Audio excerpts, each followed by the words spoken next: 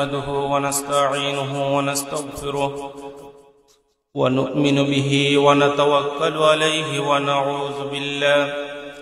ونعوذ بالله من شرور أنفسنا ومن سيئات أعمالنا من يهده الله فلا مضل له ومن يضلل فلا هادي له ونشهد أن لا إله إلا الله وحده لا شريك له ونشهد أن سيدنا ونبينا وحبيبنا ومولانا محمدا عبده ورسوله صلى الله عليه وعلى آله وسلم الذي أرسله بالحق بشيرا ونذيرا وداعيا إلى الله بإذنه وسراجا منيرا أما بعد فقد قال الله تعالى في كلامه المجيد أعوذ بالله من الشيطان الرجيم بسم الله الرحمن الرحيم وما جعلنا الرؤيا التي أريناك إلا فتنة للناس إن الله وملائكته يصلون على النبي يا أيها الذين آمنوا صلوا عليه وسلموا تسليما اللهم سيدنا مولانا محمد وعلى آل سيدنا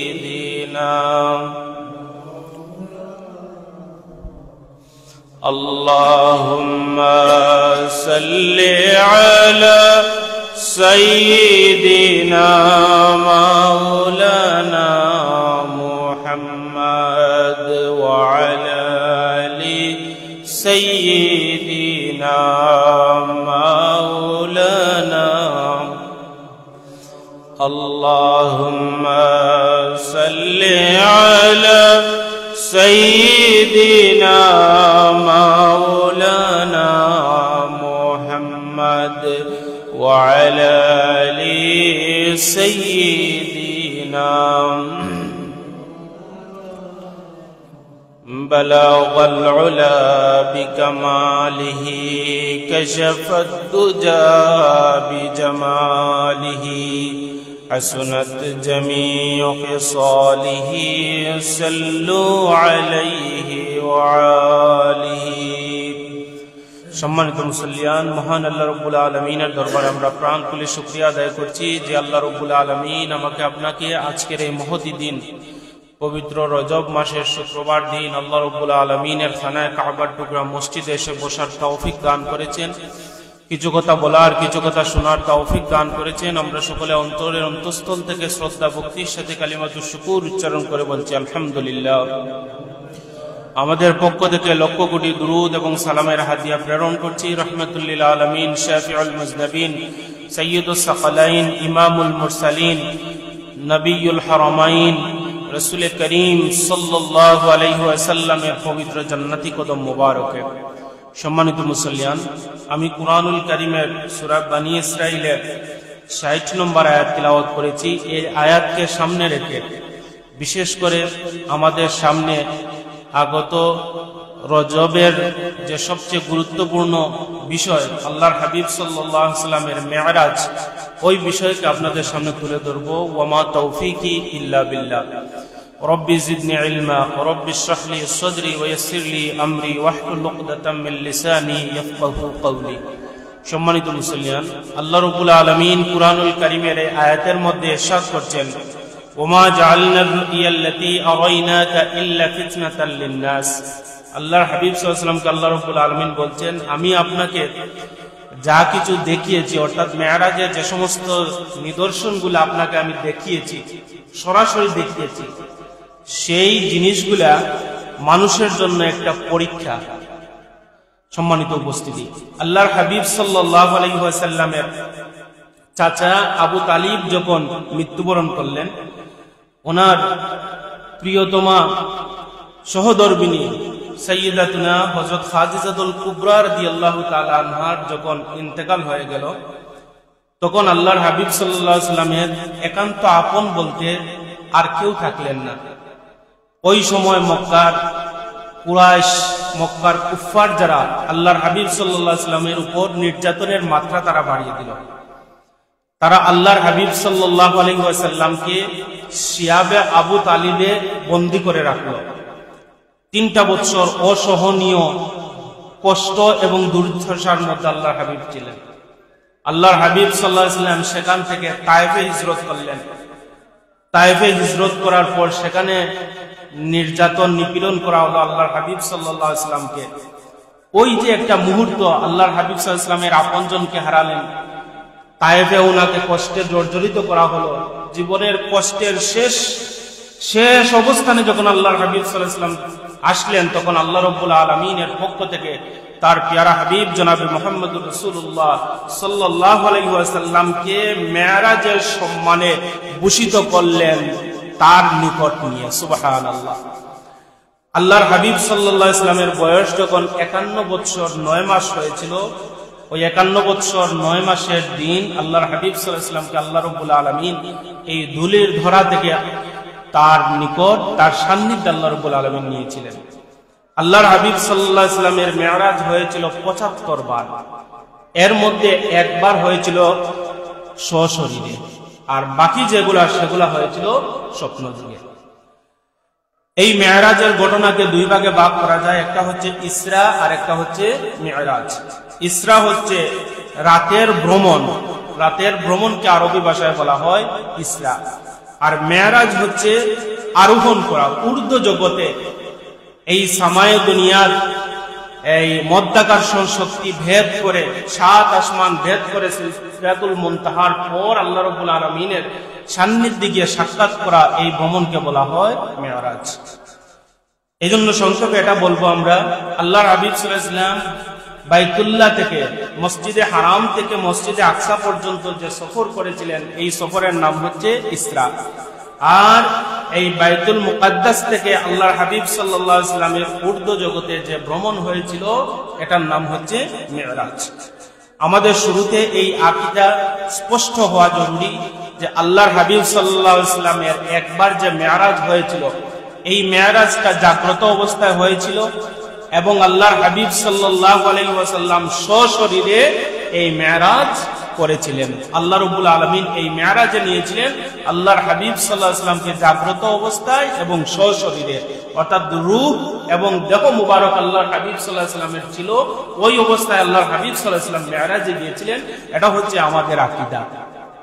সম্মানিত মুসল্লিয়ানে কেরাম, এই জন্য আল্লাহ রাব্বুল আলামিন বলছেন, ওয়ামা জাআলনার রুয়াল্লাতী আওয়াইনাকা ইল্লা ফিতনাতাল লিন্নাস। এই যে ঘটনা আল্লাহ রাব্বুল আলামিন তার হাবিবকে দেখিয়েছিলেন, এটা আমাদের জন্য একটা বিশাল একটা পরীক্ষা, আমাদের জন্য এটা একটা ঈমান। এই ঈমানের মধ্যে যদি নড়বড়ে হয় তাহলে তার ঈমান থাকবে না।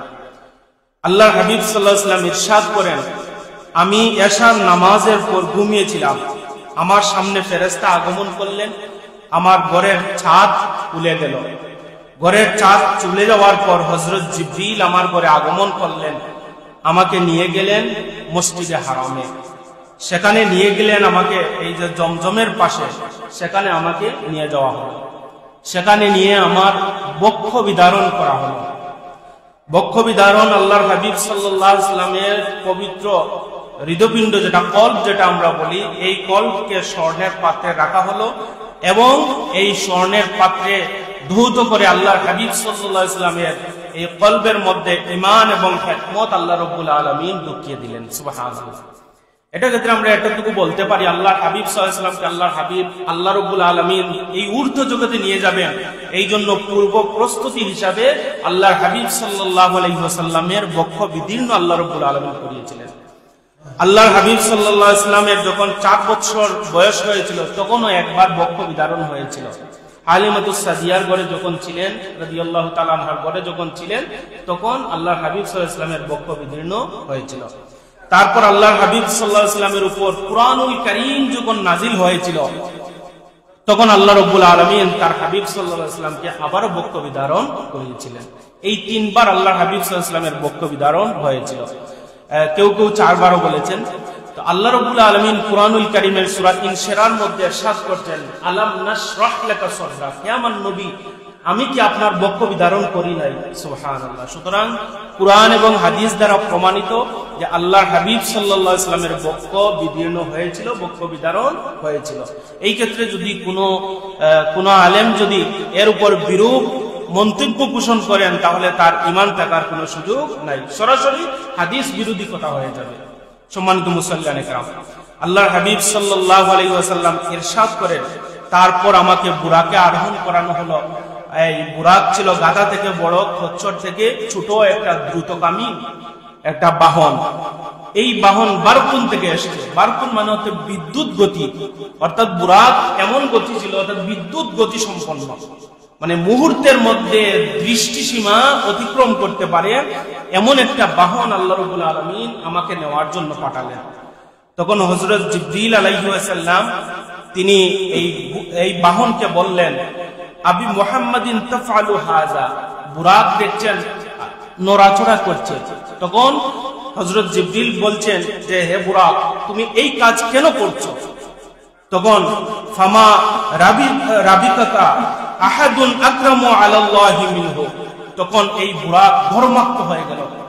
বুরাক হযরত জিবরিলকে বলল, এর পূর্বে, আজকের পূর্বে আমার এই পৃষ্ঠে উনার মতো সম্মানিত আল্লাহর নিকট আর কাউকে আমি বহন করি নাই। সুবহানাল্লাহ। অর্থাৎ বুরাক বলছে যে আমার পৃষ্ঠে আজকে যিনি আরোহণ করবেন, তিনি হচ্ছেন এই পৃথিবীর সবচেয়ে সম্মানিত মানুষ, সবচেয়ে সম্মানিত নবী, সবচেয়ে সম্মানিত রাসূল। সুবহানাল্লাহ। এই জন্য বুরাক ভয়ে ঘর্মাক্ত হয়ে গেল, সে ভয়ে তরতর করে কাঁপতে শুরু করল।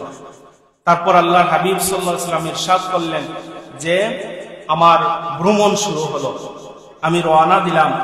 প্রতিমধ্যে আমি দেখলাম সাইয়্যিদুনা হযরত মূসা আলাইহিস সালামের কবর। ওনার কবরের পাশ দিয়ে আমি যাচ্ছিলাম। এই কবরটা ছিল লাল বালুর টিলার কাছে। হযরত মূসা আলাইহিস সালামের কবরের পাদদেশ দিয়ে আমি যাচ্ছিলাম। তখন আমি দেখলাম ওয়া হুয়া কাইমুন ইউসাল্লি ফি কবরিহি, আমি দেখলাম সাইয়্যিদুনা হযরত মূসা আলাইহিস সালাম তার কবরের মধ্যে দাঁড়িয়ে দাঁড়িয়ে নামাজ আদায় করছেন। সুবহানাল্লাহ। তার মানে নবীরা কবরের মধ্যে জীবিত না মৃত? জীবিত। শুধু জীবিত নয়, তারা কবরের মধ্যে নামাজ পড়ছেন, সেটা আল্লাহর হাবিব সাল্লাল্লাহু আলাইহি ওয়াসাল্লাম ইরশাদ করেছেন। সুবহানাল্লাহ। সম্মানিত সুধী, তারপর আল্লাহর হাবিব বলেন, আমি বাইতুল মুকাদ্দাসে উপস্থিত হলাম। উপস্থিত হওয়ার পর আমার বুরাককে ওই জায়গায় বাঁধা হলো যেই জায়গায় সকল নবী এবং রাসূলদের বাহন বাঁধা হয়, ওই জায়গায় আমার বাহন বাঁধা হলো। ফাখাররা বিহিল হাজার ওয়া শাদ্দা বিহিল বুরাক, যখন পাথরের মধ্যে আঘাত করা হলো, পাথর ছিদ্র হয়ে গেল, ওই ছিদ্রের মধ্যে আমার বুরাক নামক বাহনটাকে বাঁধা হলো।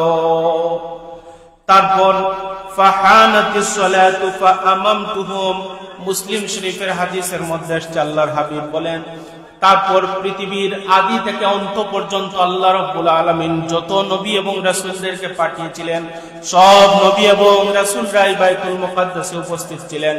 আর আমি নবী সাল্লাল্লাহু আলাইহি ওয়াসাল্লাম সকল নবী এবং রাসূলদেরকে নিয়ে ইমামতি করলাম। এই জন্য আমার রাসূল হচ্ছেন ইমামুল মুরসালিন, সকল নবী এবং রাসূলদের ইমাম হচ্ছেন আমার নবী জনাবে মুহাম্মদুর রাসূলুল্লাহ সাল্লাল্লাহু আলাইহি ওয়াসাল্লাম। সম্মানিত সুধী, তারপর আল্লাহর হাবিব সাল্লাল্লাহু আলাইহি ওয়াসাল্লাম ইরশাদ করেন, নামাজ যখন শেষ হয়ে গেল, আমি বাইতুল মুকাদ্দাস থেকে যখন বের হলাম, আমার সামনে দুধের একটা পাত্র আনা হলো, আমার সামনে একটা মদের পাত্র আনা হলো। তখন আমি মদকে বাদ দিয়ে আমি দুধকে গ্রহণ করলাম, দুধকে আমি খেলাম। তখন হযরত জিবরিল আমাকে লক্ষ্য করে বললেন, ইয়া রাসূলুল্লাহ, আলহামদুলিল্লাহিল্লাযী হাদাকা লিল ফিতর ওয়ালাউ আকাস্তাল খামার গাওয়াউতা গাওয়াত উম্মাতুক ইয়া রাসূলুল্লাহ ইয়া হাবিবাল্লাহ। আমি আল্লাহ রাব্বুল আলামিনের শুকরিয়া আদায় করছি, আলহামদুলিল্লাহ আপনি আপনার স্বভাবজাত কাজ করেছেন, যেটা করা উচিত সেটাই আপনি করেছেন। যদি আপনি আজকে মদকে গ্রহণ করে নিতেন তাহলে আপনার সব উম্মত গুমরাহ হয়ে যেত। আপনি দুধ নিয়েছেন, আপনি আপনার স্বভাবজাত কাজ করেছেন। এই জন্য হাদিসের মধ্যে এসেছে আল্লাহর হাবিব সাল্লাল্লাহু আলাইহি ওয়াসাল্লাম ইরশাদ করছেন ওয়া হুয়া শিফাউন মিন কুল্লি দা। আল্লাহ রাব্বুল আলামিন এই দুধকে এমন উপাদানগুলো দিয়ে দুধকে আল্লাহ রাব্বুল আলামিন তৈরি করেছেন, এই দুধকে আল্লাহ রাসূল বলছেন সব রোগের প্রতিষেধক, অর্থাৎ রোগ নিরাময়ের সকল উপাদান আল্লাহ রাব্বুল আলামিন এই দুধের মধ্যে রেখে দিয়েছেন। এত পুষ্টিকর খাবার হচ্ছে দুধ। এজন্য দুধের অভ্যাস আমাদের কষ্ট হলেও করা দরকার, মাঝে মধ্যে দুধ খাওয়া দরকার। এটা আল্লাহর হাবিব সাল্লাল্লাহু আলাইহি ওয়াসাল্লাম বলছেন যে ওয়া হুয়া শিফাউন মিন কুল্লি দা, সব রোগের প্রতিষেধক হচ্ছে এই দুধ। সম্মানিত শুনি, তারপর আল্লাহর হাবিব সাল্লাল্লাহু আলাইহি ওয়াসাল্লাম ইরশাদ করেন আমি সেখান থেকে রওনা দিলাম। রওনা দিয়ে আমি দুনিয়ার আসমানের নিকটবর্তী আমি যখন হলাম, সেখানে কটকট করে শব্দ করা হলো। এই প্রথম আসমানের প্রহরী যিনি, তিনি বললেন মারহাবাম বিহি ওয়া আহলান ফানি'মাল মারআজা।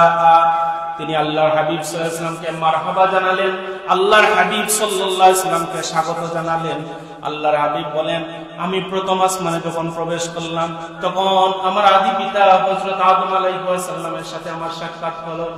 আমি দেখলাম আদম আলাইহিস সালাম বসে, তিনি যখন ডান দিকে তাকান তিনি হাসেন, বাম দিকে যখন তিনি তাকান তখন তিনি কাঁদেন। তখন আমি তাকে জিজ্ঞেস করলে তিনি জবাব দিলেন বনি আদমের মধ্যে যে সমস্ত বদকার মানুষ তারা বাম পাশে, তাদেরকে দেখে আমি কাঁদি, আর বনি আদমের ডান দিকে যে মানুষগুলা, সেই মানুষগুলা হচ্ছে নেককার মানুষ, ওই মানুষগুলা দেখে আমি হাসি। সুবহানাল্লাহ। এইজন্য আল্লাহর নিকট আমাদের সব সময় কামনা আল্লাহ রাব্বুল আলামিন যেন আমাদেরকে ডানপন্থী উম্মত হিসাবে কবুল করেন। আমরা সবাই বলি আমিন। হযরত আদম আলাইহিস সালাম কে হযরত জিবরিল যখন পরিচয় করিয়ে দিলেন তখন হযরত আদম আলাইহিস সালাম বললেন মারহাবান বি ইবনে সালেহ ওয়া নাবিয়্যিস সালেহ। আল্লাহর হাবিব সাল্লাল্লাহু আলাইহি ওয়াসাল্লামকে লক্ষ্য করে আদম আলাইহিস সালাম সালাম দিলেন এবং বললেন মারহাবা, আপনাকে স্বাগতম, সুস্বাগতম হে আমার ছেলে। ইবনু মানে কি? হে আমার ছেলে, এবং হে সবচেয়ে সম্মানিত নবী, আপনাকে সালাম। সুবহানাল্লাহ। তারপর হযরত আল্লাহর হাবিব সাল্লাল্লাহু আলাইহি ওয়াসাল্লাম বলেন প্রথম আসমান দেখা সাক্ষাৎ শেষ হয়ে গেল, আমি যখন দ্বিতীয় আসমানে গেলাম সেখানে দেখা হলো হযরত ঈসা আলাইহিস সালাম এবং ইয়াহইয়া আলাইহিস সালাম। হযরত জিবরিল আমাকে যখন পরিচয় করিয়ে দিলেন হাযা ইয়াহইয়া ওয়া ঈসা ফাসাল্লিম আলাইহা, আমাকে বললেন তিনি হচ্ছেন ঈসা, তিনি হচ্ছেন হযরত ইয়াহইয়া। আমি তাদেরকে সালাম করলাম। সালাম করার পর তারা আমাকে বললেন মারহাবাম বি ইবনে সালেহ ওয়া নাবিয়্যিস সালেহ, হে আমার মারহাবাম বি আখি সালেহ, হে আমাদের ভাই, হে আমাদের সম্মানিত ভাই, আপনাকে মারহাবা জানাই। হে সম্মানিত নবী, আপনাকে মারহাবা জানাই। জোরে বলেন সুবহানাল্লাহ। তারপর আল্লাহর হাবিব মেরাজ করে এসে বলেন আমি হযরত ঈসা আলাইহিস সালামকে দেখলাম, তিনি মাঝারি আকৃতির মানুষ, তার চেহারা লালচে চেহারা, চুলগুলো ছিল কুকরানো এবং চুল থেকে মনে হচ্ছে যেন মুক্তা ঝরে ঝরে পড়ছে। সুবহানাল্লাহ। এত সুন্দর একজন মানুষ ছিলেন হযরত ঈসা আলাইহিস সালাম। তারপর আল্লাহর হাবিব বলেন আমি তৃতীয় আসমানে গমন করলাম। তৃতীয় আসমানে গমন করে এমন একজন নবীকে দেখলাম, যেই নবীকে আল্লাহ রাব্বুল আলামিন এই পৃথিবীর অর্ধেক সৌন্দর্য দান করে দিয়েছেন। এই নবী হচ্ছেন হযরত ইউসুফ আলাইহিস সালাম। ওনার সাথে দেখা হলো। আল্লাহর হাবিব বলেন জিবরিল আমাকে বললেন হাযা ইউসুফ ফাসাল্লিম আলাইহি, হে আমার নবী আপনি এই উনার দিকে তাকান, তিনি হচ্ছেন হযরত ইউসুফ আলাইহিস সালাম। সালাম বিনিময় হলো। হযরত ইউসুফ আলাইহিস সালাম বললেন মারহাবান বি আখি সালেহ ওয়া নাবিয়্যিস সালেহ, তিনি বললেন হে আমার ভাই, হে আমার সম্মানিত ভাই, আপনাকে স্বাগত জানাই। হে সম্মানিত নবী, আপনাকে স্বাগত জানাই। এইভাবে যখন তৃতীয় আসমান শেষ হলো, চতুর্থ আসমানে সাইয়্যিদুনা হযরত ইদ্রিস আলাইহিস সালামের সাথে এইভাবে দেখা সাক্ষাৎ হলো। তারপর পঞ্চম আসমানে যখন গেলাম, হযরত হারুন আলাইহিস সালাম মুসা আলাইহিস সালামের ভাইয়ের সাথে সেখানে দেখা হলো। সেখান থেকে দেখা সাক্ষাৎ শেষ করে ষষ্ঠ আসমানে যখন পৌঁছলাম, তখন সাইয়্যিদুনা হযরত মুসা আলাইহিস সালামের সাথে সাক্ষাৎ হয়ে গেল। এই সমস্ত নবীদের সাথে আল্লাহর হাবিব সাল্লাল্লাহু আলাইহি ওয়াসাল্লাম মেরাজে যাওয়ার মধ্যে তাদের সাথে দেখা করেছিলেন। সুবহানাল্লাহ। সম্মানিত সুধী, তারপর আল্লাহর হাবিব বলেন, আমি যখন ষষ্ঠ আসমান শেষ করে সপ্তম আসমানে যখন গেলাম, সপ্তম আসমানে গিয়ে দেখলাম সাইয়্যিদুনা হযরত ইব্রাহিম আলাইহিস সালাম তিনি বাইতুল মামুরে এভাবে টেস দিয়ে হেলান দিয়ে তিনি বসে আছেন। সুবহানাল্লাহ। হযরত ইব্রাহিম আলাইহিস সালাম আল্লাহর হাবিবকে বললেন, ইয়া রাসূলুল্লাহ, আপনার উম্মতদেরকে দিয়ে সালাম দিবেন আমার পক্ষ থেকে, এবং তাদেরকে বলবেন জান্নাতের মাটিগুলা বড় উৎকৃষ্ট, পানিগুলা বড় সুমিষ্ট, এবং জান্নাতে একটা শূন্য উদ্যান আছে, অর্থাৎ খালি উদ্যান আছে, খালি একটা মাঠ আছে জান্নাতের মধ্যে।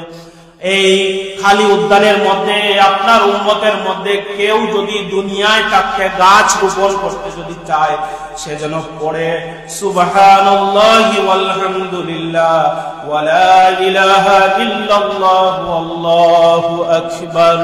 আপনার উম্মত যদি দুনিয়ায় একবার এই তাসবিহ যদি পড়ে, আল্লাহ রাব্বুল আলামিন জান্নাতের সেই শূন্য উদ্যানে তার জন্য একটা গাছ রোপণ করবেন। যদি বলেন সুবহানাল্লাহ, সুবহানাল্লাহি ওয়ালহামদুলিল্লাহ ওয়া লা ইলাহা ইল্লাল্লাহু আল্লাহু আকবার।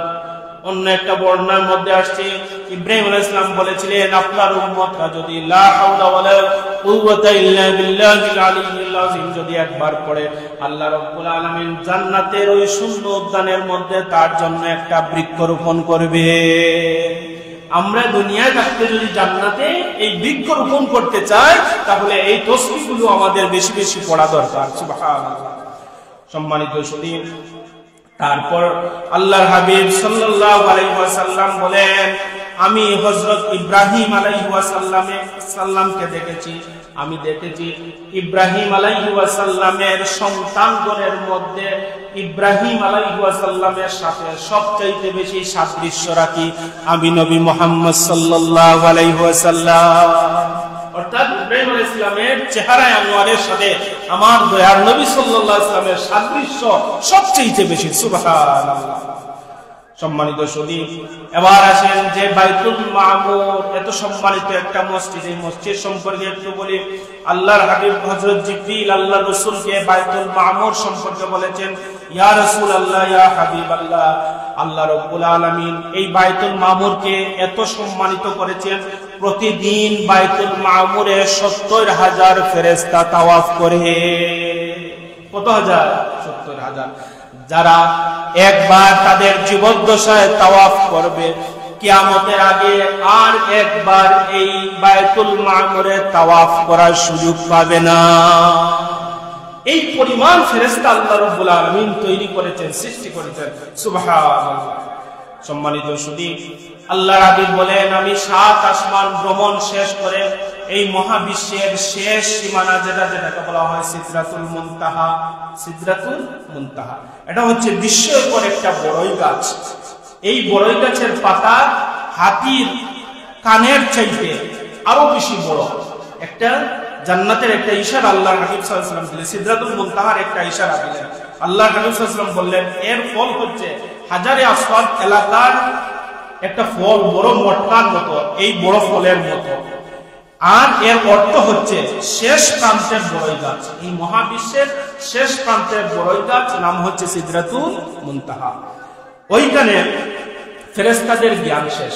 সিদরাতুল মুনতাহার ফেরেশতাদের জ্ঞান শেষ, এর উপরে ফেরেশতাদের আর কোনো জ্ঞান নাই। যেটা কি বলেছেন আল্লাহর হাবিব সাল্লাল্লাহু আলাইহি ওয়াসাল্লাম বলেছেন, এবং হাদিসের মধ্যে এসেছে আল্লাহর হাবিব বলেন, জান্নাতে আল্লাহ রাব্বুল আলামিন 4টা নহর আল্লাহ রাব্বুল আলামিন তৈরি করেছেন। এর মধ্যে 2টা নহর হচ্ছে প্রকাশ্য, আর 2টা নহর হচ্ছে গোপন। হযরত জিবরিল আল্লাহ রাসূলকে বললেন, ইয়া রাসূলুল্লাহ, 2টা নহর অপ্রকাশ্য যেটা, সেটা আল্লাহর জান্নাত থেকে এসেছে, আর 2টা নহর প্রকাশ্য যেটা, একটার নাম হচ্ছে নীল নদ আর একটার নাম হচ্ছে ফুরাত। হাদিসের মধ্যে আসছে সাইহানু ওয়া জাইহানু ওয়াল ফুরাত ওয়ান নীলু মিন আনহারিল জান্নাহ। সাইহান, জাইহান, নীল, ফুরাত এই নদীগুলা হচ্ছে জান্নাতের নহর সমূহের নহর। দুইটা নহর আল্লাহর জান্নাতে, আর দুইটা নহর জমিনে। একটা হচ্ছে নীল নদ আর একটা হচ্ছে ফুরাত। সুবহানাল্লাহ। সম্মানিত মুসল্লিয়ানে কেরাম, এই জন্য এই বিষয়গুলো আমাদের বেশি বেশি স্টাডি করার দরকার। অনেক বিষয়গুলো আমরা অবলোকন করতে পারি। এই জায়গাগুলা এমন কোন জায়গা নাই যেই জায়গায় আল্লাহর ফেরেশতারা আল্লাহ রাব্বুল আলামিনকে সিজদা করছেন না। সুবহানাল্লাহ। এই গত কয়েকদিন আগে আপনারা একটা দেখেছেন, নাসা একটা রিপোর্ট প্রকাশ করেছে যে তারা এই মহাকাশ যখন পরিভ্রমণ করলো তখন তারা দেখলো যে নীরব নিস্তব্ধ। অথচ আল্লাহর হাবিব সাল্লাল্লাহু আলাইহি ওয়াসাল্লামের একটা হাদিস আছে, তিনি মেরাজ থেকে আসার পর বললেন যে আমি সেখানে আওয়াজ শুনেছি। এখন বিজ্ঞান বলছে যে সেখানে একটা আওয়াজ শোনা যায়, এই আওয়াজটা আল্লাহর জিকিরের আওয়াজের মতো মনে হচ্ছে, যেন ফেরেশতারা এটা জিকির করছে। সুবহানাল্লাহ। সম্মানিত শুধু তো এটা আল্লাহ রাব্বুল আলামিন ভালো জানেন, এর উপর বিশ্বাস না বিশ্বাস বিষয় নাই, এটা আল্লাহ রাব্বুল আলামিনের জ্ঞানে মালুম। কারণ ফেরেশতাদের আওয়াজের ধ্বনি কিরকম হবে সেটা আমাদের বোঝার কোনো সুযোগ নাই। তবে আল্লাহ রাব্বুল আলামিন বলছেন ইউসাব্বিহু লিল্লাহি মা ফিস সামাওয়াতি ওয়াল আরদ। আসমান এবং জমিনে আল্লাহ রাব্বুল আলামিন যা সৃষ্টি করেছেন সবকিছু আল্লাহ রাব্বুল আলামিনের তাসবিহ পড়ে। সুবহানাল্লাহ। তার মানে এই আসমান আল্লাহর তাসবিহ পড়ে, যা কিছু আল্লাহ তাআলা সৃষ্টি করেছেন আল্লাহর তাসবিহ পড়ে। সুতরাং বিজ্ঞান যত অ্যাডভান্স হবে তত মেরাজ বোঝা মানুষের জন্য সহজ হবে। আমরা বিজ্ঞানকে আমরা সার্টিফাই করব মেরাজ দিয়ে। বিজ্ঞান দিয়ে আমরা মেরাজকে সার্টিফাই করব না, বরং আমরা মেরাজ দিয়ে আমরা বিজ্ঞানকে আমরা সার্টিফাই করব। সুবহানাল্লাহ। সম্মানিত মুসল্লিয়ানে কেরাম, সেই সিদরাতুল মুনতাহায় যাওয়ার পর হযরত জিবরিল আলাইহিস সালামকে আল্লাহর হাবিব সাল্লাল্লাহু আলাইহি ওয়াসাল্লাম নিজ আকৃতিতে দেখেছেন। হাদিসের মধ্যে এসেছে দুইবার আল্লাহর হাবিব সাল্লাল্লাহু আলাইহি ওয়াসাল্লাম হযরত জিবরিলকে নিজ আকৃতিতে দেখেছেন। একবার হচ্ছে সিদরাতুল মুনতাহা, আর একবার হচ্ছে মেরাজে যাওয়ার প্রাক্কালে। এই দুইবার আল্লাহর হাবিব হযরত জিবরিলকে নিজ আকৃতিতে দেখেছেন। আল্লাহর হাবিব সাল্লাল্লাহু আলাইহি ওয়াসাল্লাম বলছেন সিত্তু মিআতিন জানাহ, আমি দেখেছি হযরত জিবরিলকে আল্লাহ রাব্বুল আলামিন 600 পাকা দান করেছেন। সুবহানাল্লাহ। এবং এই পাকা ডানা ইয়াকুতের মোতি যেন ঝরে ঝরে পড়ছে, অর্থাৎ এমন ভাবে দেখা যাচ্ছে যেন তার মধ্যে নূর চমকাচ্ছে। সুবহানাল্লাহ। ওটা সৌন্দর্য বর্ণনা করার ক্ষেত্রে আল্লাহর হাবিব সাল্লাল্লাহু আলাইহি ওয়াসাল্লাম এই কথা বলেছেন।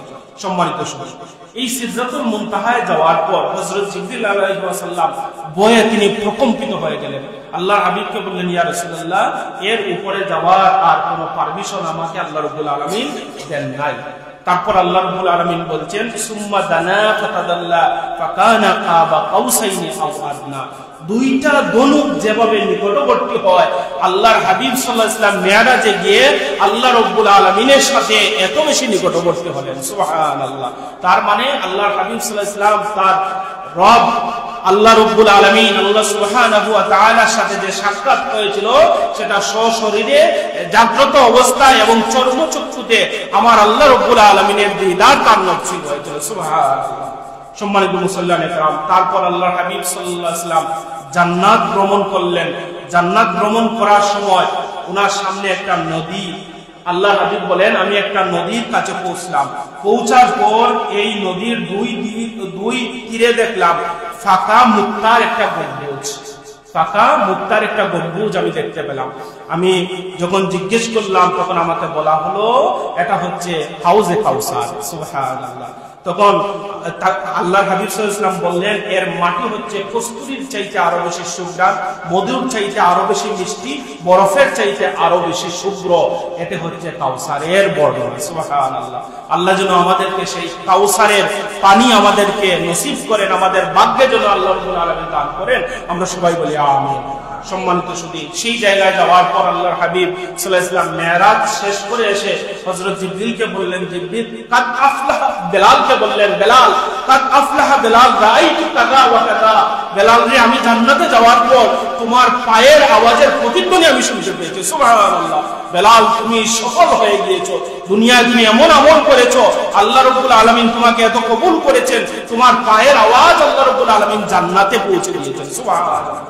সম্মানিত সুধী, সেখানে যাওয়ার পর আল্লাহর হাবিব সাল্লাল্লাহু আলাইহি ওয়াসাল্লাম ফেরাউনের মেয়ের দাসী সুঘ্রাণ সেখানে শুনতে পেলেন। তখন জিজ্ঞেস করলে জবাব দেওয়া হলো যে ফেরাউনের মেয়ের দাসী সে মুসলমান ছিল না, আর দাসীটা ছিল মুসলমান। কন্যা মুসলমান ছিল না, দাসী ছিল কি মুসলমান। একদিন ফেরাউনের কন্যার চুল আঁচড়াচ্ছে এই দাসী, হঠাৎ করে চিরুনি পড়ে গেল। দাসী ওই চিরুনি যখন তুললেন, তোলার সময় তিনি বললেন বিসমিল্লাহির রহমানির রহিম। তখন মেয়ে উত্তেজিত হয়ে দাসীকে বলল, তুমি কার নামে এই চিরুনি তুলছো? তুমি আমার বাবার নামে তোলার কথা ছিল, তুমি কার নামে তুমি তুলছো? রাগে অগ্নিশর্মা হয়ে বাবাকে গিয়ে বিচার দিল। বাবা খেপে গিয়ে প্রস্তুতি গ্রহণ করলেন এই দাসীকে জীবন্ত অগ্নির মধ্যে জ্বালিয়ে দিবেন। সিদ্ধান্ত অনুযায়ী কাজ করা হলো। ওই মহিলার 4 জন সন্তান ছিল। এই 4 জন সন্তানকে একজন একজন করে উত্তপ্ত পাত্রের মধ্যে, উত্তপ্ত অগ্নির মধ্যে তেল দিয়ে, পাত্রের মধ্যে তেল দিয়ে প্রচন্ড গরম করা হলো। একটার পর একটা ছেলেকে সেখানে ফেলা হচ্ছে। লাস্ট যখন যেই সন্তানকে ফেলা হবে, এই সন্তানটা ছিল দুগ্ধপুষ্য, মায়ের কুলের মধ্যে। একজন মায়ের দুগ্ধপুষ্য শিশুর প্রতি কতটুকু মায়া মহব্বত একজন মা ছাড়া পৃথিবীর আর কেউ বলতে পারবে না। মা একটু ইতস্তত বোধ করছেন, কিভাবে আমার এই ছেলেটাকে আমার চোখের সামনে এই জ্বলন্ত তেলের মধ্যে আমি ঢালবো, ইতস্তত বোধ করছেন। সাথে সাথে আল্লাহ রাব্বুল আলামিন ওই সন্তানের জবান খুলে দিলেন। সুবহানাল্লাহ। মাকে বললেন, মা তুমি এই উত্তপ্ত অগ্নির মধ্যে ঝাঁপ দাও, আমি সেখানে আল্লাহর জান্নাত দেখতে পাচ্ছি। সুবহানাল্লাহ। এই জন্য হাদিসের মধ্যে এসেছে, শিশু অবস্থায় 4 জন ব্যক্তি কথা বলেছিল। এক হযরত ঈসা আলাইহিস সালাম, 2 জুরাইজকে সাক্ষী দেওয়ার জন্য একটা ছোট্ট বাচ্চা, আর 3 হচ্ছে হযরত ইউসুফ আলাইহিস সালামের সাক্ষ্যদাতা শিশু, আর এই সন্তান। সম্মানিত মুসল্লিয়ানে কেরাম, আল্লাহর হাবিব বলেন, আমি ওই পরিবারের সুঘ্রাণ আল্লাহর জান্নাতে আমি শুনতে পেয়েছিলাম। সুতরাং ইসলামের জন্য যারা আত্মত্যাগ করবে, আল্লাহ রাব্বুল আলামিন তাদেরকে সীমাহীন মর্যাদায় আল্লাহ রাব্বুল আলামিন তাদেরকে ভূষিত করবেন। সুবহানাল্লাহ। তারপর আল্লাহর হাবিব বলেন, আমি যখন জাহান্নামে আমি যখন গেলাম, জাহান্নামের ভয়ঙ্কর দৃশ্যগুলো আমি অবলোকন করলাম, আমি দেখতে পেলাম কিছু মানুষ মৃত প্রাণীর মাংস ভক্ষণ করছে। আমাকে বলা হলো এরা হচ্ছে ওই সমস্ত মানুষ যারা দুনিয়াতে গীবত করত, মানুষের পরনিন্দা করত, পরচর্চা করত, তার কারণে তাদের এইরকম শাস্তি আল্লাহ রাব্বুল আলামিন দিচ্ছেন। সম্মানিত শুধু এইভাবে লম্বা আলোচনা আল্লাহর হাবিব সাল্লাল্লাহু আলাইহি ওয়াসাল্লাম আরেকটা জায়গায় গিয়ে এই কলমের খসখস আওয়াজ তিনি শুনতে পেলেন। তখন জিজ্ঞেস করলে জবাব দেওয়া হলো, সেখানে আপনার উম্মতের তাকদীর আল্লাহ রাব্বুল আলামিন লিখছেন। সুবহানাল্লাহ। পৃথিবীর আদি থেকে অন্ত পর্যন্ত সবকিছু এই কলমের মধ্যে আল্লাহ রাব্বুল আলামিন ফেরেশতাদের দিয়ে লিখাচ্ছেন। এই খসখস আওয়াজ আপনি শুনছেন। আল্লাহ রাব্বুল আলামিনের সাথে যখন দেখা সাক্ষাৎ হলো, আল্লাহ রাব্বুল আলামিন উনাকে নামাজ দিলেন 50 ওয়াক্ত। কমাতে কমাতে আমাদের জন্য 5 ওয়াক্ত নামাজ আল্লাহ রাব্বুল আলামিন আমাদের জন্য দিলেন। সুবহানাল্লাহ। এখন এই 50 ওয়াক্ত না এসে আমাদের জন্য 5 ওয়াক্ত এসেছে। আমরা তো সওয়াব থেকে মহরুম হয়ে গেলাম, বিষয়টা এমন না। বরং কোন বান্দা যদি 5 ওয়াক্ত নামাজ পড়ে, আল্লাহ রাব্বুল আলামিন পূর্ণ 50 ওয়াক্ত নামাজের সওয়াব তার নামায়ে আমলনামার মধ্যে দান করে দিবেন। সুবহানাল্লাহ। এই নামাজ দিলেন 5 ওয়াক্ত, আরো 2টা উপহার দিলেন আল্লাহর হাবিব সাল্লাল্লাহু আলাইহি ওয়াসাল্লামকে। আল্লাহ রাব্বুল আলামিন একটা উপহার দিলেন, বললেন আপনার উম্মতরা যারা শিরক না করে মৃত্যুবরণ করবে, আমি আল্লাহ রাব্বুল আলামিন তাদেরকে জান্নাতের সুসংবাদ দিচ্ছি। সুবহানাল্লাহ। এই জন্য ইবাদত করবো, আমরা শিরক মুক্ত ইবাদত করবো। আরেকটা দিলেন, যে বললেন যে আপনার উম্মতরা যদি সূরা বাকারার শেষ 2 আয়াতের উপর আমল করতে পারে, কাফাতাহু, তার জন্য দুনিয়ায় এই 2 আয়াত যথেষ্ট, তার জন্য আখিরাতের জন্য এই 2টা আয়াত যথেষ্ট। সুবহানাল্লাহ। অন্য একটা বর্ণনায় এসেছে, যদি কোনো মানুষ সূরা এই বাকারার শেষ 2টা আয়াত যদি তিলাওয়াত করে, 3 দিন পর্যন্ত শয়তান তার ধারে কাছেও আসতে পারবে না। আমানার রাসূলু বিমা উনজিলা ইলাইহি মির রাব্বিহি ওয়াল মুমিনুন ইলা আখিরিল আয়াত। এই শেষ যে দুই আয়াত, এই দুই আয়াতের আমল আমরা করতে পারবো তো ইনশাআল্লাহ। সম্মানিত মুসল্লিয়ানে কেরাম, সংক্ষিপ্ত সময়ে আলোচনা করলাম, লম্বা আলোচনা। আল্লাহ রাব্বুল আলামিন এই আলোচনা থেকে আমাদেরকে বরকত লাভ করার তৌফিক দান করুন। আমরা সবাই বলি আমিন। ওয়া আখিরু দাওয়ানা আলহামদুলিল্লাহি রাব্বিল আলামিন। সাল্লাল্লাহু আলা সাইয়্যিদিনা ওয়া মাওলানা মুহাম্মদ ওয়া আলা আলিহি ওয়া আসহাবিহি ওয়া সাল্লাম। আল্লাহুম্মা আমিন। ربنا آتنا في الدنيا حسنة وفي الآخرة حسنة وقنا عذاب النار. ربنا ارحمهما كما ربياني صغيرا. وسلام على المرسلين والحمد لله رب العالمين.